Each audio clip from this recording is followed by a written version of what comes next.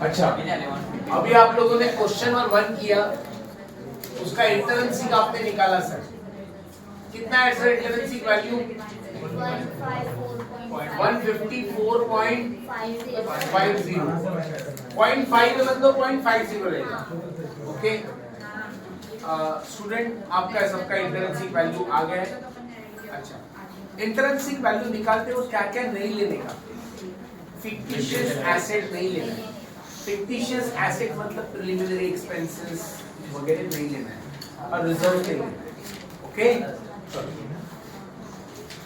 आप लोग वहां पे नोट लिख लो सर। इंटरेंसिक में प्लीज इंटरेंसिक निकालते वक्त नोट लिख लो सर वहां पे। fictitious assets like preliminary expenses, share issue expenses,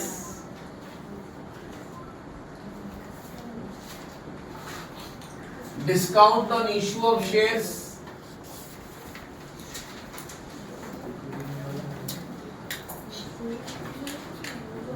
preliminary expenses, share issue expenses, discount on issue of share,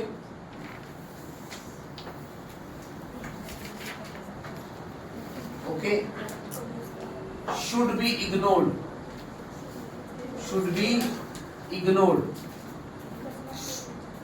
दूसरा note number 2, reserves and surplus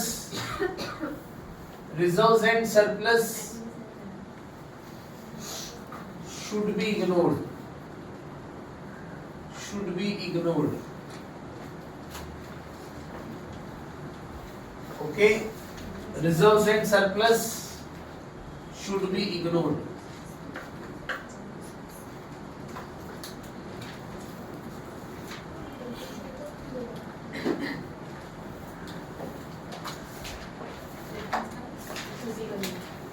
okay, ये note है sir. Fictitious और reserve and surplus को लेना नहीं है सर। किसमें? Intrinsic में। आओ सर, आपने को इस क्वेश्चन में और कौन सा मेथड निकालने बोला है? यील्ड मेथड कर रहे हैं सर आप। Calculation of yield value. और आप सबको मालूम है, हम लोग जब यील्ड वैल्यू निकालते हैं तो पहला स्टेप क्या है सर? वेरी गुड है क्या सर? क्वेश्चन में एवरेज प्रॉफिट देखो, क्वेश्चन में दिया है क्या? हम लोग यील्ड वैल्यू निकाल रहे हैं बेटा। इंटरेंसिक हो चुका है, इंटरेंसिक हम लोग निकाल लिए। इंटरेंसिक के पहला मेथड हो गया है, अब दूसरे मेथड पे। ओके, क्या एवरेज प्रॉफिट दिया है क्या सर? एवरेज प्रॉफिट कितना दिया बेटा? 14,000। अच्छा, इसमें से क्या माइनस होता है बेटा? Dividend on preference share. Please जो बच्चे लिख रहे हैं वो 2 मिनट के लिए रुक जाइए। ये कौन सा मेथड कर रहे हैं हम लोग? इंटरेंसिक आ गया, यील्ड निकाल रहे हैं। यील्ड में पहले क्या लिखते हैं? Average minus what? Dividend on preference share. अब बच्चे कैसे निकालेंगे आप? चलो प्रेफरेंस शेयर का अमाउंट बताओ कितना है? 6,000। और उसका परसेंट दिया रहेगा, देखो प्रेफरेंस शेयर का परसेंटेज। तो 60,000 अमाउंट है, उसका 10%। 6,000। और इसमें से फिर हम माइनस करेंगे। यस, ये 1,08,000 आ गया। और इसमें से माइनस करेंगे transfer to reserve. Transfer to reserve है क्या बेटा? ट्रांसफर टू रिजर्व कितना बोला है? हाँ, तो बेटा इसका 10% निकालो। कितना? 10,800 माइनस करो 97। इसको क्या बोलते हैं sir?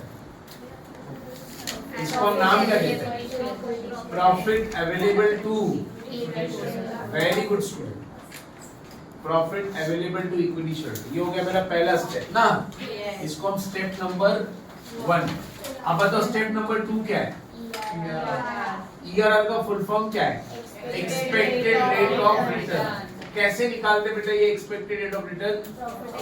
Very good student, profit available upon profit available to equity share holder ना, upon equity share capital into 100. Equity share capital into 100. Can you tell me sir, profit available to equity कितना आया? 97,200. अच्छा, और equity share capital की amount कितनी है? 6 लाख है. Okay, बाद में into 100 कितना आता है सर? 16.2%. अच्छा, तीसरा स्टेप क्या है सर हमारा? Yield value is equal to ERR upon into paid up value of each share. अच्छा, can you tell me sir, आप लोग बता सकते हैं ERR तो मैंने निकाल दिया 16.2 है ना, MRR दिया है क्या क्वेश्चन? दिया, देखो normal rate of return, return of 10% on the investment दिख रहा है क्या? इन द इंडस्ट्री, उसी को एमआरआर बोलते हैं सर. कितना है? 10%, मतलब 10 ही लिखना है. 16.2 और 10 into paid up value of each share. Equity share का वैल्यू बताओ जरा कितना दिया है क्वेश्चन में? इक्विटी शेयर की वैल्यू, एक शेयर कितने का इक्विटी का? 100 रुपीस 100 ना. अच्छा, ये 16.2 किधर से आया? ERR. MRR 10, paid up value of each share 100 दिया है क्वेश्चन. कितना आता है? 160. और एक चीज याद रखना है सर, एक चीज याद रखना है, आपका इंट्रिंसिक और यील्ड दोनों नियर बाय होता है. देखो ये 154 है और 160 दोनों नियर बाय रहेगा. अच्छा, ये कौन सा मेथड आ गया सर? इंट्रिंसिक का आंसर आया, यील्ड का आंसर आया. अब हमें फेयर वैल्यू निकालना है. Can you tell me fair value का फार्मूला क्या है? फेयर वैल्यू कैसे निकालते हैं? इंट्रिंसिक का आंसर और यील्ड का आंसर क्या करेंगे sir? Plus divided by, what is your intrinsic? 154.5 plus 162 upon, tell me 158.25. ये हो गया आपका फेयर.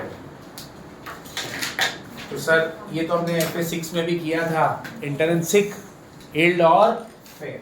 तो ये इंट्रिंसिक निकालने के बाद यील्ड निकाला और फेयर. ये तीसरा मेथड है सर हमारा. This is called third method. First method कौन सा था? इंट्रिंसिक. दूसरा यील्ड और तीसरा फेयर. फेयर वैल्यू इजी है, इंट्रिंसिक और यील्ड को डिवाइड बाय 2 करते हैं.